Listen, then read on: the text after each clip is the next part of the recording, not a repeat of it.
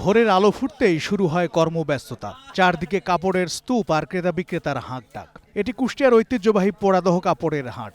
ঈদ যত ঘনিয়ে আসছে এই বাজারে পাল্লা দিয়ে বাড়ছে ভিড়। প্রতিদিন সকাল থেকে মধ্যরাত পর্যন্ত চলছে বেচাকেনা।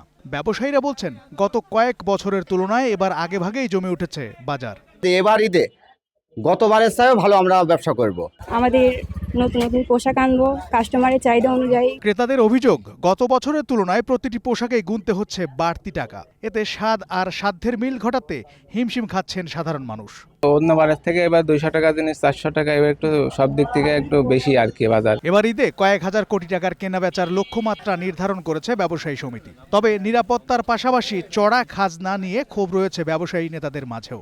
আগামী ঈদ উল ফিতর উপলক্ষে আমাদের বাজারে কোটি কোটি টাকার মাল প্রায় প্রতিদিনই ঢুকছে।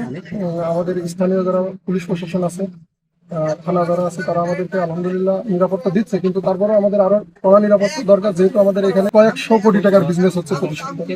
তাদের দাবি, হাটের খাজনা কিছুটা কম হলে ব্যবসায়ীরা স্বস্তিতে ব্যবসা করতে পারতেন। আগের থেকে ব্যবসা বাণিজ্য কিছু কিছু লোকের ভালো হলেও কিন্তু সবার ভালো না। এখানে অনেক লোক যারা তাদের খরচ পোষাতে না পেরে ব্যবসা বন্ধ করে চলে গেছে। সব অভিযোগ আর পাল্টা অভিযোগ ছাপিয়ে ঈদের খুশি ছড়িয়ে পড়ুক সবার মাঝে, এমনটাই প্রত্যাশা এ জনপদের সাধারণ ক্রেতা বিক্রেতাদের।